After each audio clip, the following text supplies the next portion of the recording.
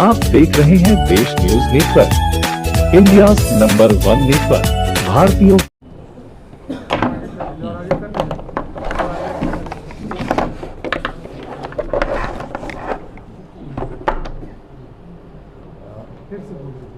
आप सभी को यहाँ आने के लिए हमारे PIA एसोसिएशन की तरफ से आप सबको बहुत बहुत धन्यवाद। आज जिस सिंगल यूज प्लास्टिक के बारे में हम लोग यहाँ पे प्रेस कॉन्फ्रेंस रखा है, उसमें हमें कहीं भी भारत सरकार द्वारा जो जल्दबाजी में कहीं किसी तरह का प्लान नहीं है कि ये अगर बंद करेंगे तो इसका सब्स्टिट्यूट क्या होगा। जो सब्स्टिट्यूट हमें बताया जा रहा है वो कहीं से भी वैलिडिटी उसकी नहीं दिख रही है, ना उसकी उपलब्धता दिख रही है जितनी हमारा कंजप्शन है।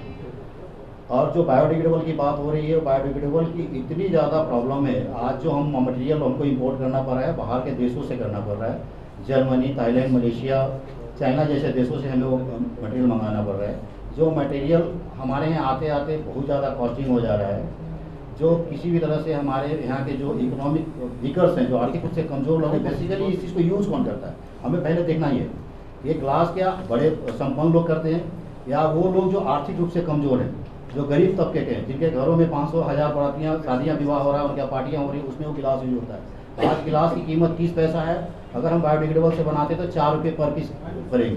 अगर किसी को 1000 गिलास लेना पड़ेगा तो 40,000 रुपया पहले गिलास के लिए वो पार्टी फंक्शन करेगा, तब जाकर करेगा वो काम। वो गरीब कैसे इसको सर्वाइव करेगा। सरकार को इन बातों को ध्यान में रखते हुए इंडस्ट्री में एक छोटा सा इंडस्ट्री में आपको कम से कम 100 लोग का एम्प्लॉयमेंट है। हमारे बिहार में देखा जाए तो 28 इंडस्ट्री है। पूरे भारतवर्ष में 89,000 इंडस्ट्री है, जिसमें 3 लाख करोड़ का टर्नओवर है। लिखित में MSME के द्वारा ये डेटा है, कोई हम ऐसा कागजी ओरली नहीं बोल रहा हूँ। 3 लाख करोड़ का ये बिजनेस है। एकदम से ये बिजनेस को बंद करना बिना वैकल्पिक व्यवस्था का ये कहीं से उचित नहीं है। छोटे इंडस्ट्री जो स्मॉल लेवल का इंडस्ट्री जिसको सरकार को बढ़ावा देना था, उसके साथ नाइंसाफ़ी है। मल्टीनेशनल कंपनियों का पैकेजिंग आइटम जो है आपने परमिशन करके दे रखा है। पॉलीबैग को 120 माइक्रोन करके आपने अलाउ किया है। हम भी सरकार से निवेदन करते हैं कि जब तक तत्काल कोई वैकल्पिक व्यवस्था सुलभ नहीं हो जाता है, तब तक सरकार हमें भी 120 माइक्रोन जो माइक्रोन तय करे, ग्राम मीटर तय करे, उसके अनुसार से हम लोग प्रोडक्ट को बनाने के लिए तैयार हैं। ये कहीं से भी हानिकारक नहीं, 100% रिसाइकलेबल है, रीयूज है। हम अपने यहाँ खुद इंडस्ट्री के अंदर इन हाउस 70% रिसाइकिल कर लेते हैं, 30% जो प्रोड्यूस करते हैं हमारे यहाँ कलेक्ट होकर आता है। मेरा कि सिंगल यूज़ प्लास्टिक को 1 जुलाई से बैन किया जा रहा है, उसके प्रोडक्शन, स्टोरेज, यूज़ सभी चीज़ों पर। लेकिन हम लोग अपने इंडस्ट्री लेवल पर हम लोगों ने इस पर काफ़ी डिस्कस किया और हम लोग को लगा कि ये बहुत ही हड़बड़ी में उठाया गया एक कदम है। इस तरह का ये कदम सरकार को बिना सोचे समझे नहीं उठाना चाहिए था। इसका राइट सब्स्टिट्यूट आना चाहिए था और तब इसको हम लोग ये करते तो अच्छा रहता। अभी करीब करीब देश भर में 89,000 यूनिट्स, हम लोग का जो डाटा कहता है कि 89,000 यूनिट्स इस काम में लगे हुए हैं। सिंगल यूज़ प्लास्टिक को बनाने में 3 लाख करोड़ रुपया लगा हुआ है और लाखों उसमें एम्प्लॉयज़ लगे हुए हैं। ये सभी चीज़ बर्बाद हो जाएगी। क्या देश इतना सहन कर सकता है और क्यों? आज इसका सब्स्टिट्यूट सरकार जो बता रही है या और लोग जो बता रहे हैं वो बता रहे हैं आधा अधूरा कि भाई कंपोस्टेबल प्लास्टिक आ गया, लेकिन अभी तक हम लोगों ने ये चीज़ नहीं देखा है। CPC भी कर रही है कि 40 रुपये पर केजी में हम उसको परचेज करते हैं, क्योंकि वो गंदा होता है, उसको हमारे फिल्टर नहीं हो पाता है। हमारे सेक्रेटरी जी 1 मिनट ऐड करेंगे। इसमें देखिए सबसे बड़ी प्रॉब्लम क्या है कि एम्प्लॉयमेंट का जो डेटा है, एम्प्लॉयमेंट इसमें अनऑर्गेनाइज सेक्टर में बहुत एम्प्लॉयमेंट है। ये तो डेटा जो हम लोग दे रहे हैं वो तो जो डेटा अवेलेबल है वो है। उसके अलावा 50,000 में 1 लाख में लोग प्लांट लगा के चला रहे हैं गांव-गांव में। और ये कौन यूज़ करता है? जो लोअर इनकम ग्रुप है वही लोग यूज़ करते हैं। ये सारा जो मटेरियल सिंगल यूज़ प्लास्टिक का mostly lower income group use करते हैं और लोअर मिडिल क्लास भी यूज़ करता है। अब उसके लिए जो अल्टरनेटिव्स आ रहा है वो तो यूज़ ही नहीं कर पाएगा। वो फिर क्या करेगा? वो कैसे यूज़ करेगा? उसको भी तो पार्टी की ज़रूरत है, वो उसके लिए भी, उसके वहाँ भी तो फेस्टिवल होता है, गैदरिंग होती है, कैसे करेगा? और दूसरी चीज़ इसमें है कि एम्प्लॉयबिलिटी, इसमें वुमेन एम्प्लॉयमेंट बहुत ज़्यादा है। जो महिलाएं हैं बहुत ज़्यादा, जो पढ़ी लिखी महिला, बहुत पढ़ी लिखी महिला नहीं है, वो सबसे ज़्यादा इसमें एम्प्लॉयड है। और वो जो डेली 700-800 रुपया कमा के जाती हैं, उनका क्या होगा? और इसमें जो मटेरियल है उसको अवेलेबल होने में कम से कम अभी 3 साल लगेगा, ये गवर्नमेंट डेटा बोलता है। ये 200 जो 200 लाइसेंस दिया है वो भी अभी मैन्युफैक्चरिंग में सारे लोग नहीं हैं, तो अचानक बैन कर देने से कोई प्रॉब्लम का सॉल्यूशन नहीं निकलता है। जीपी सिंह।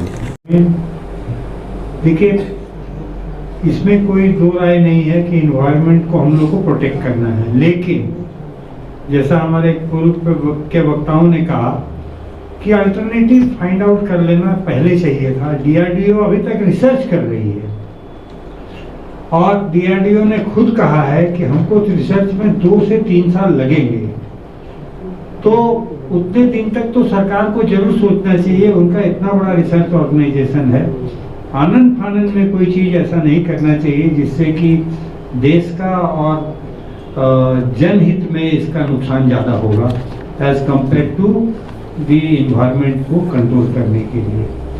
सबसे बड़ी बात जो आज के दिन में उभर के आ रही है कि विदेश में ये देखा गया है कि हम यहाँ सबसे पहले कॉमनर हैं, वहाँ सेग्रीगेट लोग घर में करते हैं और 100% रिसाइक्लेबल होता है। जो नहीं होता है उससे कंपोस्ट बना दिया जाता है। लेकिन हमारे यहाँ इसके प्रचार प्रसार की बहुत आवश्यकता है, जो कि जॉब है म्यूनिसिपैलिटी का, कॉरपोरेशन का, लोकल बॉडीज का, वो आज के दिन में हमारे देश में ऑलमोस्ट नेग्लिजिबल है। एक आध जगह को छोड़ के हम कहते हैं कि इंदौर में हुआ है, Indore is the best model है एक। तो अगर इंदौर में हो सकता है तो पटना में क्यों नहीं, पटना में हो सकता है तो एक सुदूर के देहात में क्यों नहीं।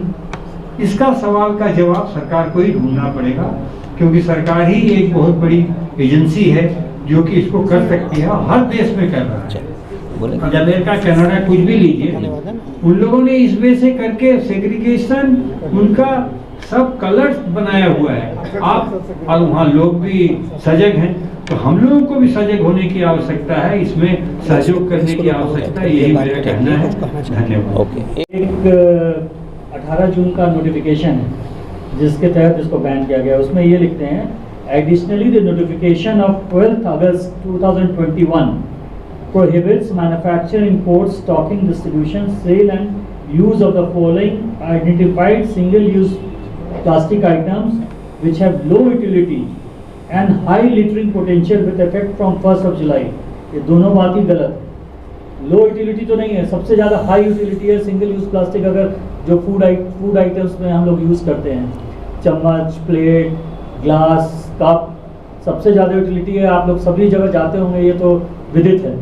और लिटरिंग पोटेंशियल बहुत ज़्यादा नहीं है। वो मान लीजिए कोई पार्टी हुई तो हम थोड़ी रास्ते में फेंक देते हैं उसको, वो तो वहीं एक जगह कलेक्ट होता है और कलेक्ट होने के बाद रिसाइकिल चला जाता है। बहुत कम ऐसा आइटम होगा जो कि फूड आइटम, जो कटलरी आइटम्स है, वो कि रास्ते में फेंका चलता है।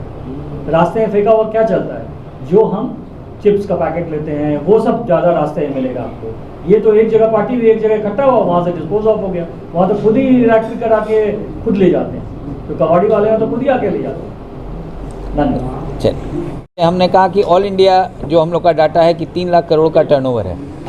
आप बिहार में मैन्युफैक्चरिंग सेक्टर में कम है, यहाँ पर करीब लगभग 100 यूनिट है बिहार में, छोटी और मझौली मिला करके, लेकिन बाहर से बहुत माल आता है।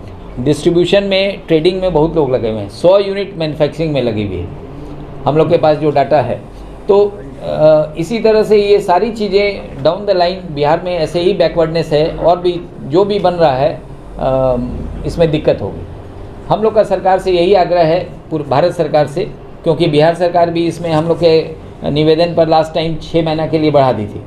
अब वो कह रहे हैं कि भारत सरकार यदि बढ़ाएगी तो हम लोग बढ़ा देंगे। भारत सरकार 1 जुलाई से इसको बैन करने का मन बना चुकी है, सब जगह नोटिफाई कर रही है। हम लोग का अभी भी आग्रह है कि इसको 3 साल के लिए कम से कम डेफर कीजिए, जब तक इसका राइट सब्स्टिट्यूट नहीं आता है। हम लोग का भारत सरकार से बात चल रहा था डिफरेंट, और हम लोग को उम्मीद थी, उन्होंने हम लोग के साथ कॉन्फ्रेंस भी किया था, पॉल्यूशन कंट्रोल बोर्ड ने और CPCB ने, और उस समय ये था कि इसका सब्स्टिट्यूट बन रहा है और उसमें जल्दी ही ये सब्स्टिट्यूट आ जाएगा। तो सब्स्टिट्यूट आ जाए तब तो हम लोग को कोई दिक्कत नहीं है। यदि कम्पिटिटिव रेट पर सब्स्टिट्यूट हम लोग को मिल जाता है तो हम कन्वर्ट कर लेंगे, लेकिन यदि सब्स्टिट्यूट नहीं है तो आपके सामने ऑप्शन क्या है? आप सारी इंडस्ट्री को बंद कर दीजिए, सारा ट्रेडिंग बंद कर दीजिए, सारा यूज़ बंद कर दीजिए। क्या यह सही है हमारे देश के लिए, हमारे राज्य के लिए, हमारे समाज के लिए, हमारे लिए? क्या यह सही है? हम लोग का यही निवेदन है कि सरकार इसमें, हम लोग का ये आग्रह है कि सरकार इस पर विचार करे कि जब तक राइट सब्स्टिट्यूट नहीं आता है तब तक उसको आप धीरे धीरे कम करें।